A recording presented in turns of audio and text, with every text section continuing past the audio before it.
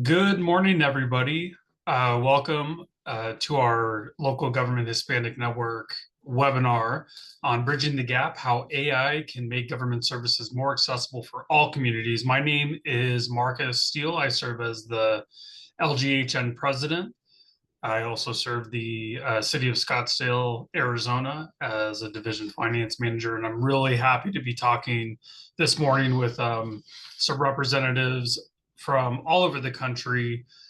We have Ricardo Castillo, the chief information officer of North Miami Beach, Intishan Cowdrey for the bureau administrator from Englewood Cliffs, New Jersey, and Kendrick Fernandez, the customer success manager for Polymorphic.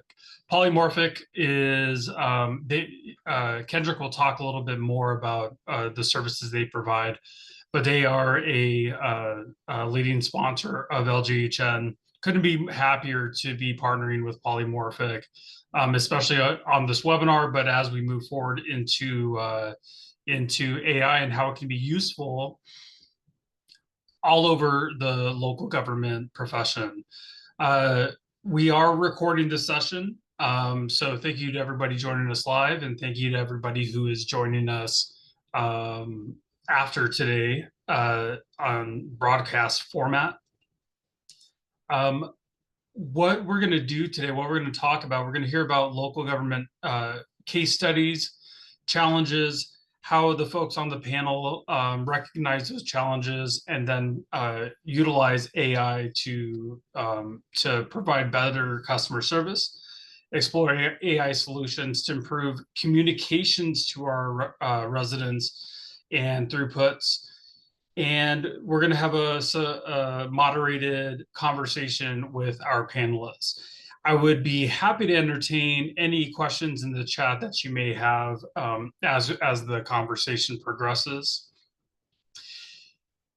Artificial intelligence. It's in local government, we talk a lot about innovation. We talk a lot about better customer service delivery, whether it is taking a fleet of solid waste operating machines and moving it to natural gas. We talk a lot about providing customer service through surveys, through open data. Today, we're going to focus on utilizing artificial intelligence as a tool to help local governments better communicate with their residents. Kendrick from Polymorphic is going to introduce himself, and he's going to talk a little bit about what artificial intelligence is as pertains to the conversation today. Kendrick? Thank you, Marcus. Sorry, give me one moment. So at its core, just to introduce myself again, Kendrick, Customer Success Manager at Polymorphic. I work with communities all throughout the Great Lakes region and also within the state of Texas. So at its core, essentially what AI is for a long time, the internet, the status quo was kind of just like Google, where you can search through the internet billions of pages and you sort of had to make your own determinations about what the information said. Now with AI, it's essentially what it's doing is it's taking that information. Companies are training the models in a way to provide human quality answers for an immense amount of information on the internet. What companies like Polymorphic do is what we're doing is we're taking that information from municipal governments, municipal web pages, and some of these municipal pages have thousands of links associated with them. Way too much for the average resident to go through manually and find home assistance, maybe rent assistance, day-to-day processes, maybe building permits, chicken permits. And essentially what we do is we provide a way through AI to simplify that process for them so that they can just come to their municipal website, ask a simple question, and they get a step-by-step answer. They get links and sources to back up that answer, and they find an easier way to interact with their government. Great. Thank you, Kendrick. We will be talking so that whenever we throw around the terms like AI or internet or any of those things, trust is one of those things that I think, depending on which generation we might fall in, we will be talking about that. We'll be talking about implementation. We will be talking about better engagement with our communities. And so we're going to kick it over to the city, or excuse me, Englewood, New Jersey, with Intishan Cowdrey, the Bureau Administrator. Intishan, go ahead and introduce yourself and what we're going to be hearing about from North Miami Beach and Englewood Cliffs is some challenges and success stories about how AI has helped to engage residents with local government services. Intishan? Thank you so much. Thank you, Marcus. Can you hear me? Absolutely. Okay. All right. Good morning, everyone. My name is Intishan Chowdhury. I just want to thank the local government health Hispanic Network, as well as all the panelists here today and everyone that's watching from all over the country. It's such a privilege to talk about something so important and so near and dear to myself and my relative short career, about a decade into public service, in terms of increasing efficiencies in our municipal operation. I proudly serve as the municipal administrator at the Borough of Englewood Cliffs, having started about a couple months ago in this capacity, and previously have served as the borough administrator for the Borough of Prospect Park. When I was appointed in Prospect Park, I was the youngest appointed municipal manager in the state of New Jersey history at the age of 22. So when I took the position, the one size fits all approach is not something that sits very well with me. It was something that I wanted to tackle right away. How can we increase efficiencies? How can we get back to our constituents faster? How can we be able to process permits quicker? Government, in many ways, they're stuck in, bureaucratic red tape. They're stuck in, their process is very outdated in terms of their approach. And I wanted to use the, I guess, quote unquote, the young mind to try to dive in a little bit deeper. And what I did right away was I wanted to establish our technological operations and work towards innovation. So that's what we did. First, we had to identify a lot of our challenges. In Prospect Park, for instance, I know that I had a super diverse communities. I believe we had 66 plus nationalities living in our less than a square mile community that's heavily densely populated. And our municipal staff, which is very short staffed, we relied on a lot of paper-based processes. I needed to correct that, right? Because here's the thing, what many people don't talk about when it comes to innovation, when it comes to AI, you're trying to build systems. Because while municipal staff has a lot of institutional knowledge, and when folks end up leaving organizations, there's what they call knowledge drains and brain drains, and you're trying to spend a lot of time trying to get things back into order and retraining staff and doing all these kinds of things.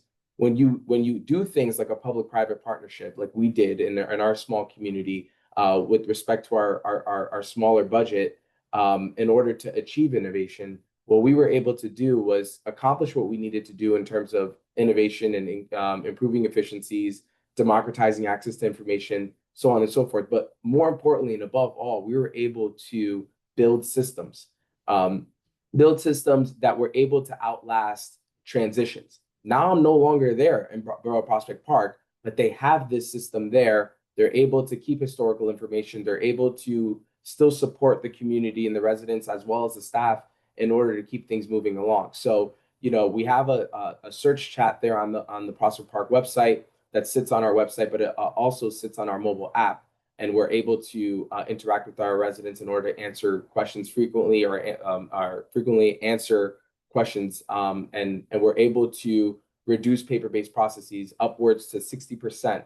And we were able to also be able to address 50% of our calls in terms of Q&A, and all of our documents are 100% searchable. So I think for municipalities like Prospect Park, if you're a small community across the country, you have to stop and sit back and think, I don't need to be, the city of Miami and New York City and have my own innovation hub to accomplish this.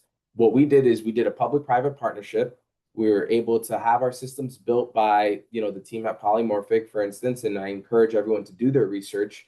And we were able to build our CRM suite in Prospect Park, and then we were able to back it up with artificial intelligence in terms of search, chat, and voice in order to essentially accomplish a 24/7 borough hall. Now, I'll go a step further.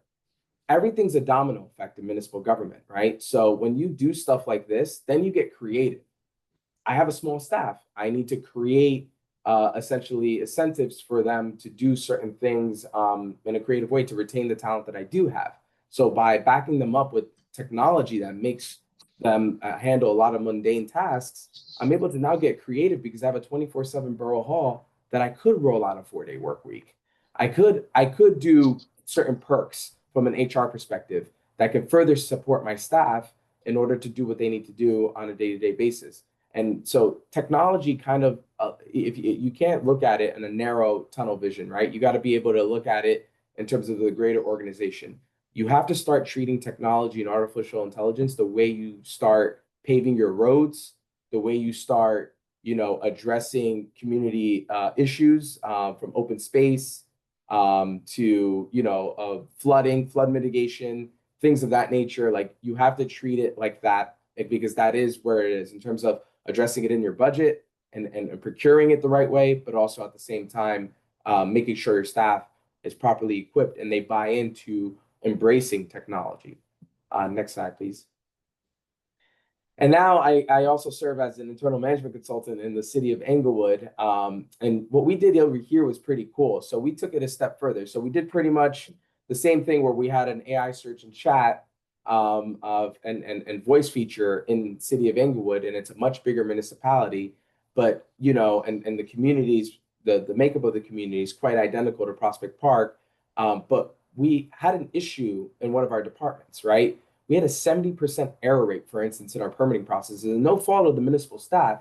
It's just, for instance, my mother, she doesn't know how to speak municipal lingo, right?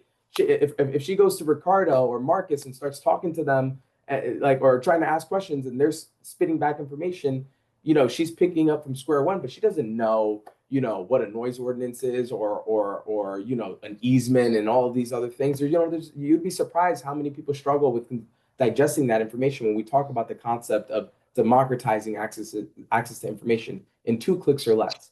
So what we did was we have our forms built out through another third-party vendor, and Polymorphic is working with them in order to back it up with artificial intelligence. So when they're filling out these forms online and these forms are linked, they're able to also have AI parcels and have placeholders or fields in order to help guide the residents in filling out these forms, and also linking it with our municipal code. So if there's something that comes up on the back end in terms of AI, our staff is able to quickly see it. Is it according to code? Is it according to our zoning laws?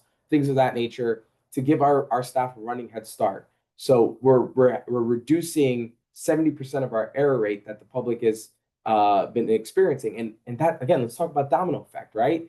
70% error rate. If you're folks in the municipal government sector, and Marcus has a finance background, it creates a delay in terms of attaining your revenue. And if the permits are not closed, right, you're not probably grabbing the opportunity to grab added assessments, right? And that's also a lost revenue, and then it impacts your budget, and then your budget, and you might not realize it, but you're basically have to now plan for the following year, and you're waiting. Now with artificial intelligence and technology, and you're using it, you're able to be 2 steps ahead. Again, once again, I will state what we're trying to do here is build systems. We're building systems that essentially that can outlast transitional woes that many organizations, big or small, experience. And also you're trying to democratize access to information for the public, but you're using these tools to be more efficient in 2 clicks or less. You'd be surprised how much information, when you think about, somebody going to the website and they're trying to get somebody on the phone and trying to get answers, right? It's like going to a house, right? Like an open house, and you're trying to go use the bathroom and trying to find the bathroom, but there's a lot of rooms, and these rooms are cluttered with a lot of, you know, boxes and things like that. And, you know, what you're trying to do, enter the home, see signage, go to the bathroom, do your business and get out, right? Like, you know, and move on. And I think that's what technology, like artificial intelligence, and with the support that we have from Polymorphic, we were able to achieve that. So I think with that being said, I'll turn it back over to Marcus. And, you know, once again, if anybody has any questions, I'll be more than happy to answer it as well. Thank you, Deshaun. And that concept of starting off on the right foot as one navigates the sometimes murky nature of local government is super important. And in that, you know, that kind of anecdote about your mom or any resident for that matter not speaking local government, I think is so important. So we're going to kick it over to the city of North Miami Beach to Ricardo Castillo, the CIO. And Ricardo, go ahead and introduce yourself and then talk a little bit about North Miami Beach. Sure, certainly. Thank you, Marcus. Good morning, everyone. My name is Ricardo Castillo, and I am the CIO here for City of North Miami Beach. Again, first of all, I want to thank LGHN for inviting me to speak. You know, I have been actually working in municipal government for over 18 years now, of which at least 14 of those I have been in a capacity of IT director or CIO. So, you know, as one of the youngest IT directors of my prior municipality, I have always kind of been at the forefront of innovation and change, considering myself very much a change agent. Now, one of the things that I have learned that with change does not come easy. There's always lots of difficulties we kind of have to overcome, as well as nuisances whenever we're trying to implement new technologies. Like Deshaun mentioned, we're often tasked to do more with less funding. You know, I think that seems to be a narrative around all local governments. We're always tasked to do more with less. And so we have to look at ways to reduce our expenses, obviously, without kind of sacrificing customer experience to our residents.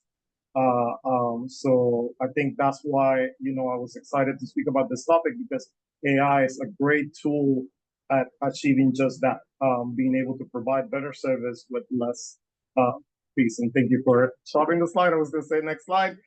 So for us, you know, it's not only about providing a better customer service, but it's also about bridging that language gap. So City of North Miami Beach, we have about 48,000 residents, and you know, a lot of obviously the makeup of Miami, as everyone has heard, we're a very diverse. Actually, Miami-Dade County is a very diverse county. We have people from all over the world, and so for us in the city, making sure that we can communicate with the residents in their native language was kind of important. You know, because oftentimes, like Deshaun mentioned, things might get lost in translation from what they're trying to say to what we understand, and so on. So having a chatbot that could provide those answers on the fly to residents in our website, as opposed to them having to call and wait on the phone to reach an agent, and then sometimes they may have to wait even longer, because if the agent that picked up only speaks English versus Spanish or versus Creole or other languages that residents in our city might speak, you know, so that's where our chatbot kind of came in handy. Now, this wasn't our first chatbot per se. This is our second iteration of chatbot. We had a prior chatbot that did not provide us with that ability to search documents within our website, as well as multiple languages. And, you know, that kind of led to our decision to, hey, well, even though we're kind of implementing AI, let's look for something else that can better satisfy that need for accessibility and inclusion. So, you know, I think when you talk about transparency, and when you talk about fostering trust in the community, being able to communicate with those residents in the way that they can understand, it's very important in kind of building that trust in government. So next slide, please. Um, you know, with that said, I know within local government, there's always fear from employees. Hey, well, my job is probably going to be gone if we implement AI. Well, that's quite the opposite. And actually, at many of the conferences that I've attended, the theme around AI is not the fact that AI is going to replace your job, but somebody else that uses AI is going to be that person that's going to replace your job. So, we need to embrace it and kind of look at it that rather than, obviously AI is not going to disappear, but let's look at AI as a way to enhance our employees' capabilities to respond to customers in a faster, more efficient way. And then that in turn is going to allow them, those employees, more time to handle greater issues. So some of the things that we have done here for internal as well as public engagement is utilize tools that are already out there like ChatGPT to enable us to write everything from press releases, social media, memorandums, etc., and also to be able to communicate in a professional way.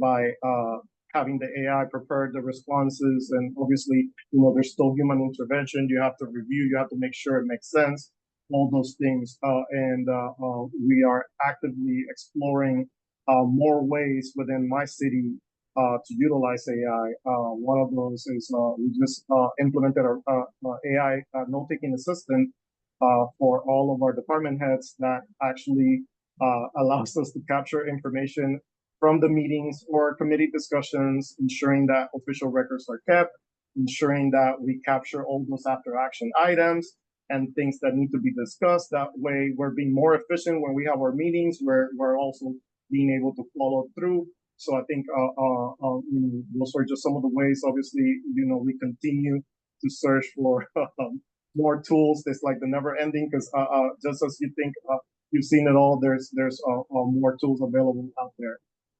So that has been kind of the road that we've been on, and just wanted to take the opportunity to share with everyone that. Great. Thank you all so much for those introductions. So as we get into the panel discussions and questions, I want to make sure that that the participants know that you can type questions into the chat. Kendrick, first I want to start with you. Since you work with so many different municipalities in Texas and the Great Lakes region, what are some of the biggest accessibility challenges that you've seen in local governments services, especially for non-English speakers, people with disabilities or underserved populations? Can you talk a little bit about those challenges and perhaps share an insight or a story that highlights how AI has been able to overcome those challenges? Sure. So I think at a big picture, what United States is a massive country, all sorts of populations, very diverse. When we're talking about from a linguistic standpoint, we're a country where about 1/5 of the population doesn't speak English at home. I belonged to one of those families growing up. I remember growing up and having to translate all of these government documents for my family. And so I think what the importance of AI in that context is that when we live in a time where government is being asked to do so much with so little, and a lot of that where we start to cut back on that funding, sometimes that could mean translation services or staff that potentially spoke other languages. AI can step in to fill in those gaps and be able to speak other languages without with just the click of a button. Something or in Polymorphic's AI chatbot search and voice product In our AI chat and search, we support over 50 languages, things from Spanish to Vietnamese, Bengali, anything. We even have Swahili, which is any major language that you could think of within the United States. That's a language that we support in our chatbot. All you need to do is just start typing in that language, and if it recognizes it, it will switch to that language. And if not, you can go to show supported languages, find it from the drop down, select from there. In our voice product, we're not quite there yet, just because that's a little bit more complicated, but we're looking at over 17 languages. These are major languages that are spoken all throughout the United States. So that's just from a linguistic standpoint, where you're representing the vast majority of the United States. When you're talking about populations with disabilities, oftentimes municipal websites just aren't up to code with ADA compliance. What we do is we make our product ADA compliant. So what we do is we go through your website, we scan all your information, and any questions that you want to ask us, we'll be able to pull from that website and make it ADA compliant, make it accessible by screen reader. We'll be able to take forms that are not ADA compliant and condense them down, give you the information you need, and we give you the structure that you need to be able to read that information if you have any sort of disability. Another thing is that AI is not limited by business hours. So if you belong to a segment of the population that is not able to contact the government during regular business hours, you can talk to our AI chatbot any time of the day, whether that be on the website through a chatbot or AI search, or on the phone over voice, and we'll give you the answer you need, get you connected to the person you need, or leave a voicemail in the inbox of that person you need to speak to. So. Great. Good. Oh, Keep going. Sorry. Excuse me. Go all ahead. right. In terms of a story that is impactful, Intishan, you brought up a story of this is a bit of a funny story, one that I like to talk about just because I speak to this city manager quite often. But Intishan, you brought up the example of your grandma does not know how to speak sort of bureaucrat or municipal language. Like I said, our models are specifically trained on government language. What it does is it translates it in layman's terms. And so what happens here is that in the community of Omru, for example, which is in Wisconsin, I speak to the city manager quite often. He had someone applying for a business permit. First time ever opening up a business, the first of its kind within a community.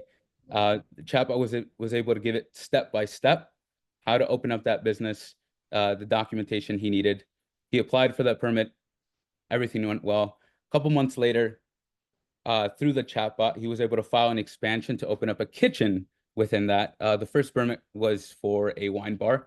The second one was for a hot dog cart outside of the business, which is a weird sort of business to open up in a small town, a small city within Wisconsin, but it ended up being a staple of the community. So first-time business owner, did not know how to navigate sort of the world of municipal government, able to make his dreams come true and also make a successful business after just asking a couple questions to a chatbot. So. Wonderful, Kendrick. Thank you for that response. The biggest thing I use ChatGPT for, or any AI large language model, is like, can you explain it like a 5-year-old, and I'll punch in something like that. So it's again navigating through that murky nature of municipal government. I love that story. So we have tons of questions in the chat. We'll start kind of tackling these. And I would open it up to any panelist. Aside from ChatGPT, what other AI would you recommend for local government, and what have been the steps to mitigate risks? Do you have any trainings for users, government employees that you would recommend? And I could take a crack at that, or Ricardo, if you. Go ahead.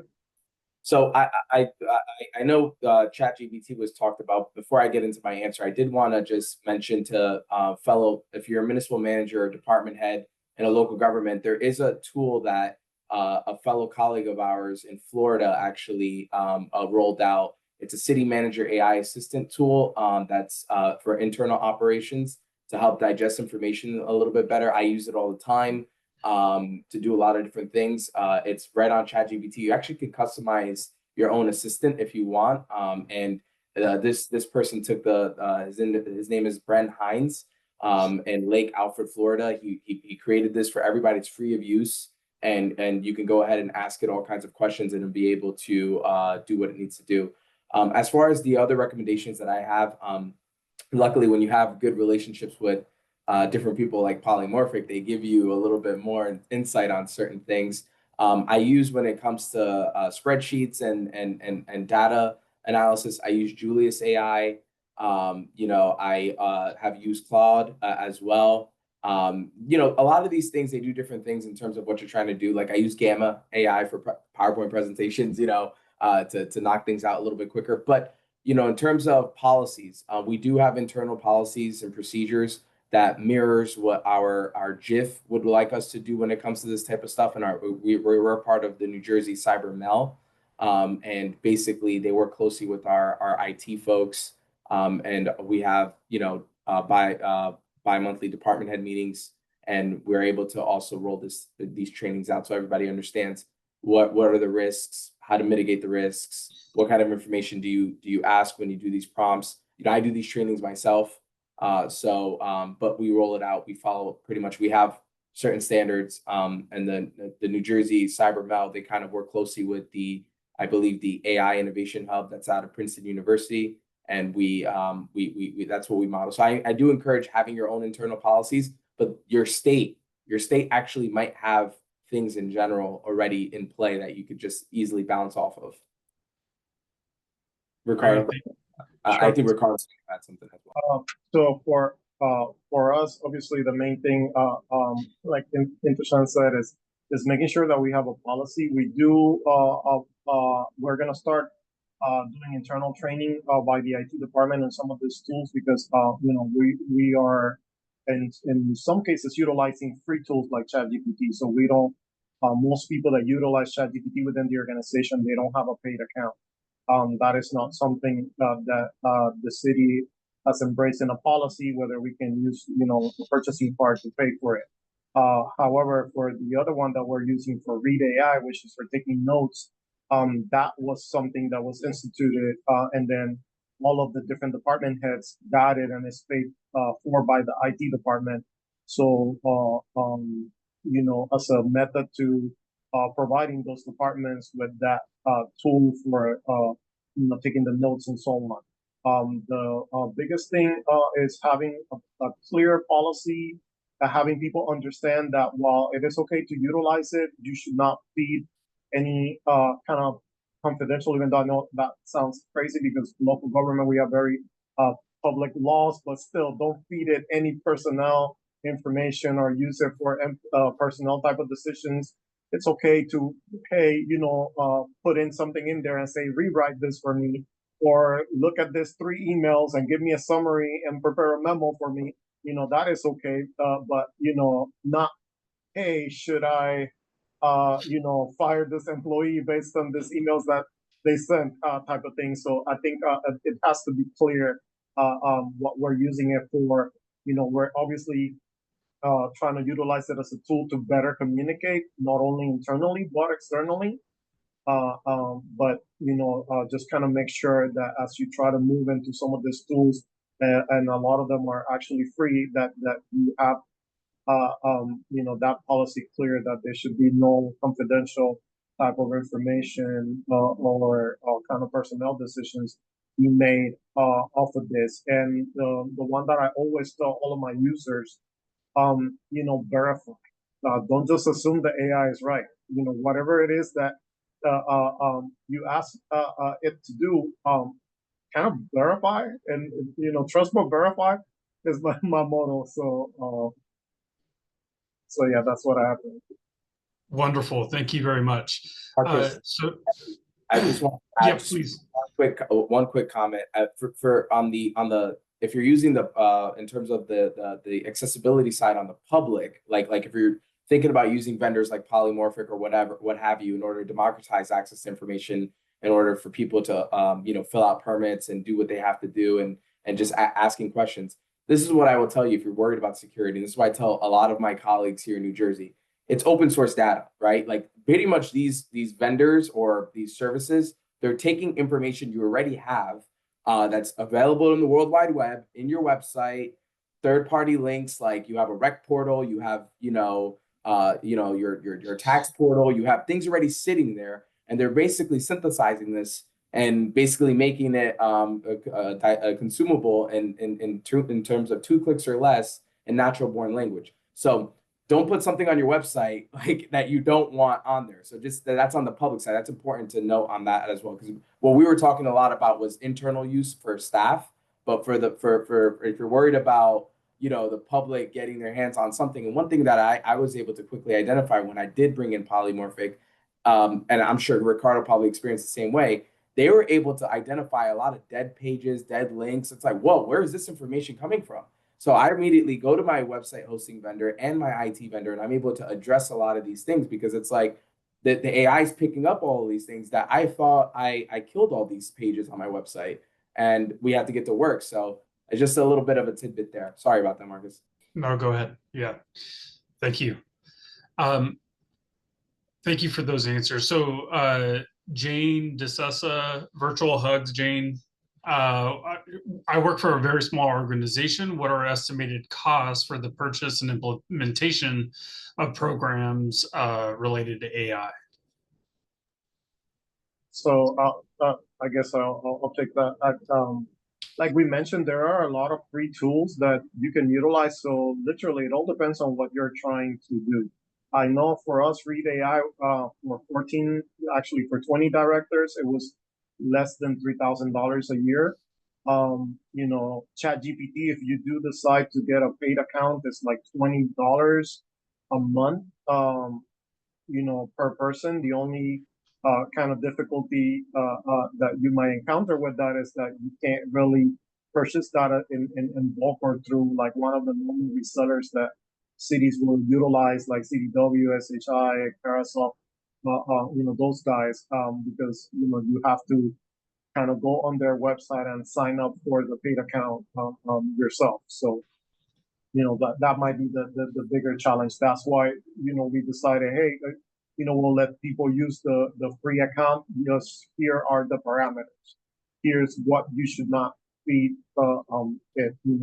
These are the okay users for it, because we kind of knew people were using it. I mean, I work in IT, so we can see firewall traffic, and we can see what websites you're visiting. So we see that you're in ChatGPT. So instead of kind of fighting the current, we said, hey, well, let's come up with parameters or a policy that what people should be using it for, because we already know that there's a lot of people within the organization using it. Great, thank you.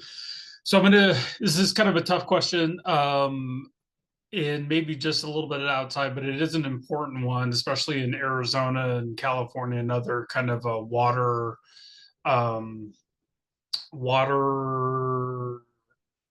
under-resourced locations. So by 2026, electricity consumption of data centers is expected to approach over 1,000 terawatts. What are some steps that are being taken to measure and report the environmental footprint of AI initiatives?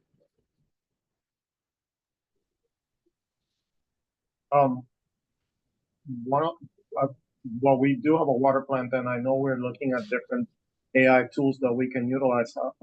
However, one of the things that I can say that I've seen is that rather than having all that computing power on premises, a lot of the workloads are moving to cloud, and so that might be something that they can consider if they have such a high usage of energy in order to power their data centers, looking at what things make sense to move to cloud, and kind of shift that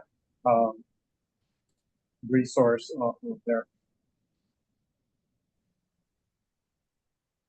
Kendrick, do you want to take a stab at that? Sure. And Deshaun, your audio cut out, but I'll You I'll go ahead. oh, Yeah, awesome. Looks like you're back. What I would say on that front is I think right now we're seeing the beginning of AI. Sort of it's a concern genuinely. But I think companies are taking a step in the right direction by sort of already beginning to introduce renewable energy in powering these AI data centers. I know in my local community, or at least in my region, they're building data centers that use recycled water, treated water from the Great Lakes. We're not such a water scarce region just because we have these lakes. So these are so it's a more efficient, more renewable way of using water to do so. The chips are becoming more efficient, so you have to use less of them, less machines to build, smaller data centers. So I would say right now we're sort of at that point where AI is such a new thing. Yes, it's sort of skyrocketing, but at the same time, I think the efficiencies and or the sort of innovation in making it more efficient is also keeping up in that way as well, just because we've made such milestones already in renewable energy. So combining the two, I think, is going to be an inevitability at this point. Great, thank you. And Intishan? Your mic's cutting out there, Intishan. Can you hear me now? Yes, sir. I'm sorry about the technical difficulties. That's Innovation, and then here I am having mic problems. Ricardo, I need you to come over here. Anyway, I did want to share. It's interesting that question got brought up because I think Government Technology, which is a magazine, and I kind of commented about this a little bit earlier this year, but they did an article about does AI create a power problem, right? And I think because of the power, problem, they're essentially lends itself into having a lot of these environmental concerns. Right here in the borough of Englewood Cliffs, where we call ourselves the corporate capital of New Jersey, the Gold Coast, we're about a mile away from the world's busiest bridge, the George Washington Bridge. And we have a lot of potential where we're doing an overlay zone for our technology innovation district to attract technology companies here. But one of the things, because we're getting ready to start, bringing and attracting an AI data center, I think what's important also is making sure you have an independent power source for these data centers that are supplying AI use, and I think that will do a lot of it. Coupled with what Kendrick talked about in terms of renewable energy, recycled water, making sure your third-party utilities, if you have third parties, some of them are in-house. In New Jersey, a lot of our stuff is third party, that they're on board as well. So we're actually working with our corporate partners as well as our third party utilities to kind of lay that footprint in order to take the environment into account, but also at the same time being able to, like I said, run that independent power source. Well, I will also say too, with the context of AI, if you heard earlier, I talked about reducing 70% of paper-based processes, reducing the foot traffic into Borough Hall, essentially getting creative to do a 4-day work week. That means the building is shut down, the lights are off, nobody's inside working, cars are not pulling in, your less cars are on the road. That's also an environmental win that's happening with AI as well. On the flip side, that's important to think about because now my staff is not printing out paper. They're using Post-it or sticky notes. They're able to do their workflow efficiencies by a click of a button, and and then they're off on Fridays. And when they're off on Fridays, they're nobody's in the building, and we're able to save energy there as well. So that's just something in terms of reducing the carbon footprint that you're able to get a little bit creative when using AI. Great, thank you. So a lot of these systems are very iterative and take some amount of maintenance or massaging. Question from the chat: how do you ensure the AI-driven chatbots are not favoring certain demographics, or that the algorithms or that the algorithms involved are not reinforcing existing biases? I can start this one. I think something to note here is like when, at least with our systems, our AI systems, AI search, chatbot, voice, a lot of the times we don't know who we're talking to, or we don't like mine personal data. We're not, we don't say, oh, this is Kendrick Fernandez from Cicero, Illinois, and this is the demographic of his community. A lot of the time, it's just somebody calling in, and we or our systems treat everybody equally and provide them same quality of responses, no matter who they are. If they're online, even less so. Like we don't have any identifying information. So as long as we are receiving as long as we're receiving a question, we're providing an answer. And so there's nothing, there's like no attribute besides like language. Maybe that's the only thing that we can think of, but it's almost a direct translation from what it would be in English anyway. Great, thank you. Mhm. So how does this reflect in anyone's current recruitment requirements? I love this question. Is this a skill that you're including in the job description? And if so, what is the level of proficiency you're expecting or minimum requirements? So I would assume, right, Ricardo, that if you're hiring somebody in the IT world, that they might have some level of expertise in AI utilization. But anybody want to take a stab at that question?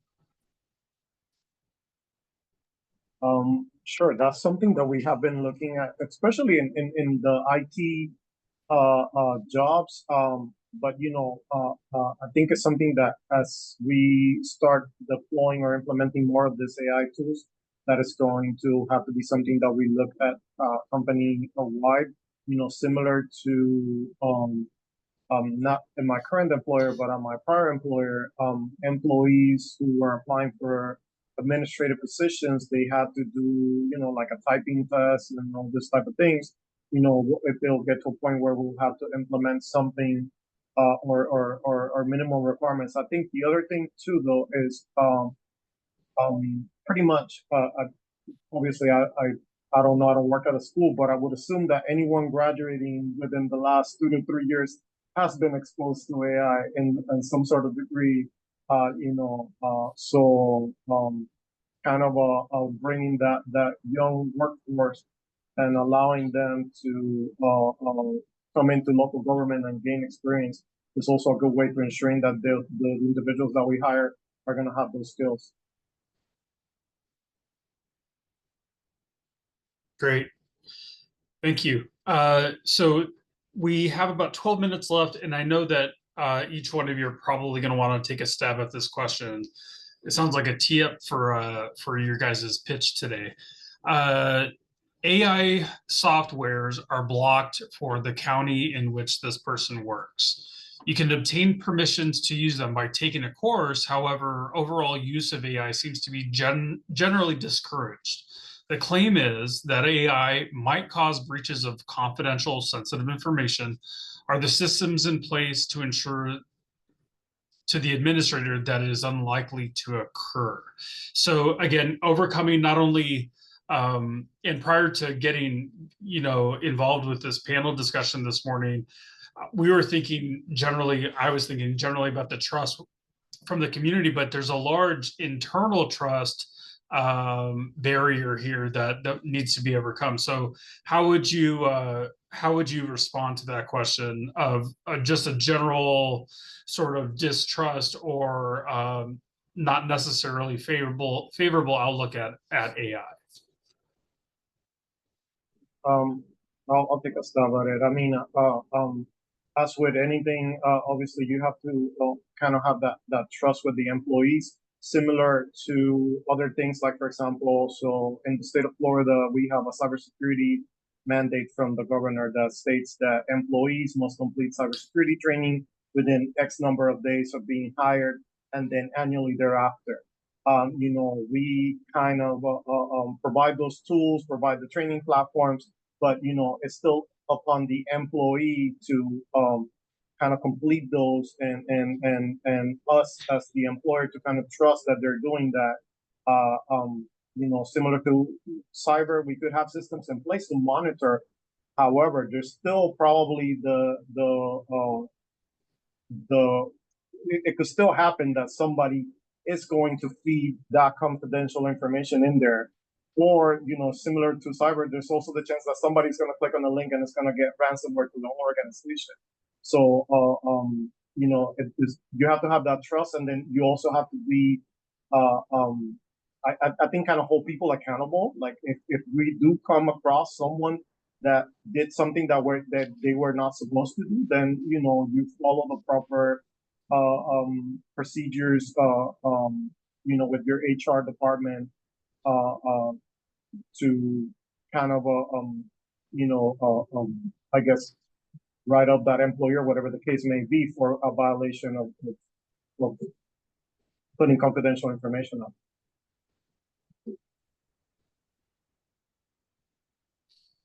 And I know I'm cutting out. There we go. There you go. Gonna have to come here, please. So anyway, to echo to Ricardo's sentiments, yes, trust in AI that's what this ultimately comes down to, right? When you're talking about transparency, you're talking about accountability, and you're talking about just general governance of the software or the use of AI. As public officials, municipal employees, ultimately, we're there to serve the public. We're trying to be cost conscious, but we're there to ultimately improve the quality of life for our constituents. So what does that mean when we're using these resources and tools that are to our disposal, right? We're trying to make data-driven decisions. And a lot of times, because we're short-staffed and under-resourced, AI is giving us an advantage, right? We talked about a couple of examples, right? North Miami Beach, the borough of Prospect Park.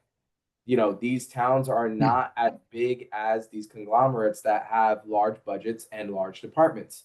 So utilizing and leaning into technology is making us competitive in order to accomplish municipal business, but also at the same time, it's able to make us a little bit more flexible in terms of how we approach these complex challenges that we face on a day-to-day basis in order to offer solutions.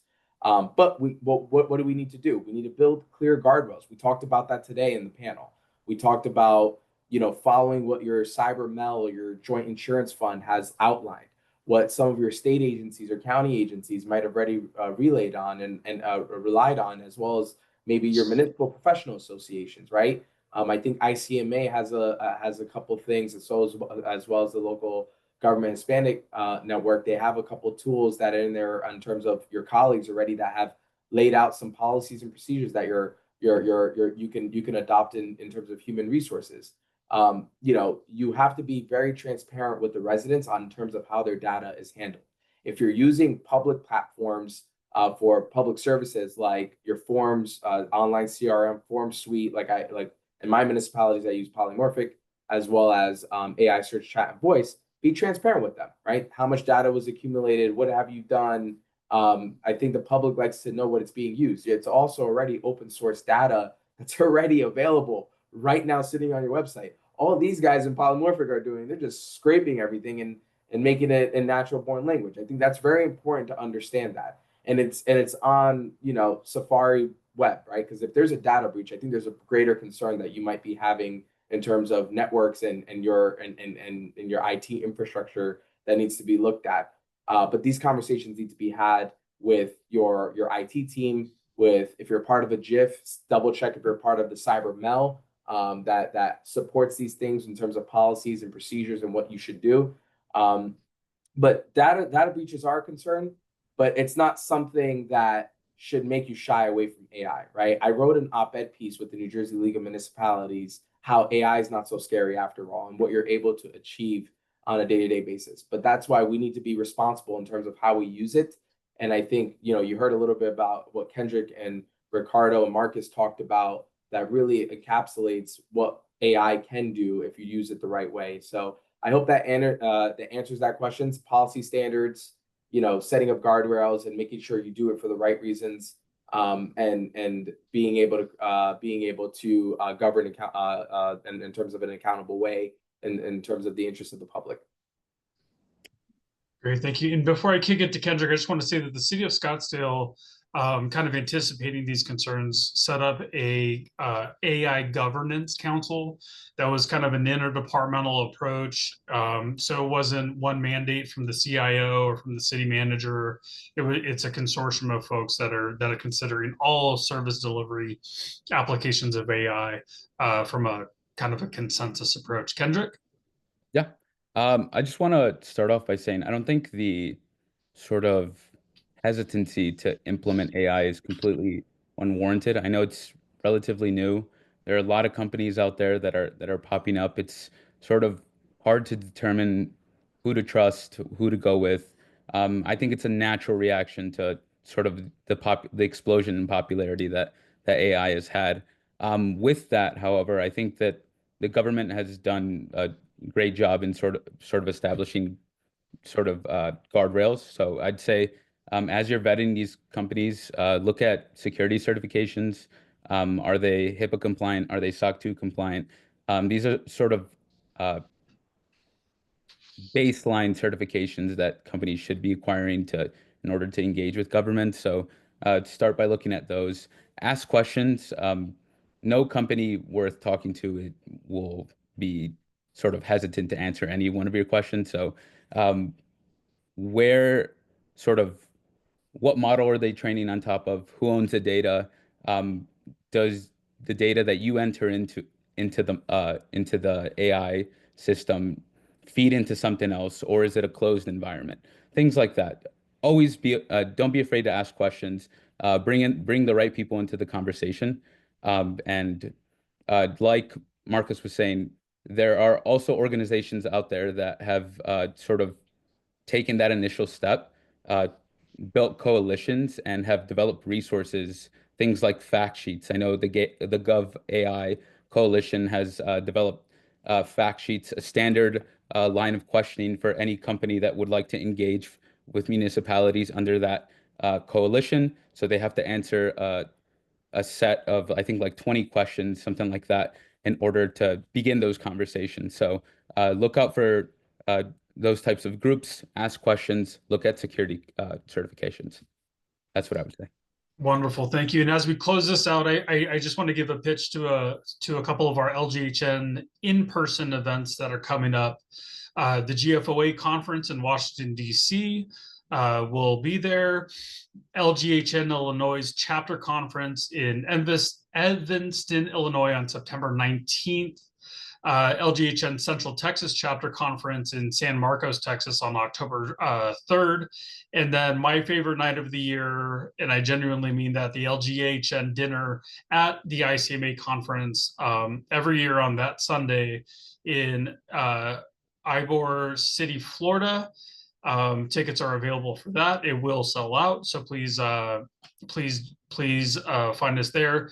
And then in 2026, our annual conference in Westminster, Colorado, from April 7th to the 9th, 2026.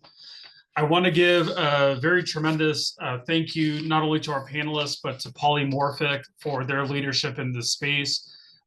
They are available and willing. Any LGHN member, board member, can really talk about their influence and what they can provide. Ricardo, thank you very much. Intishan, thank you very much. Kendrick, thank you very much. There are some questions in the chat that were not answered. We will do our best to circle back with all of you on that. Christine Butterfield, our executive director, thank you very much for always keeping us on time and on track. And I want to, they might not like this, but any of our panelists will be available. You can find them, use AI, find out their contact information to hunt them down, ask any of those questions. And thank you all. Have a great rest of your Tuesday and a wonderful rest of your week. Thank you very much.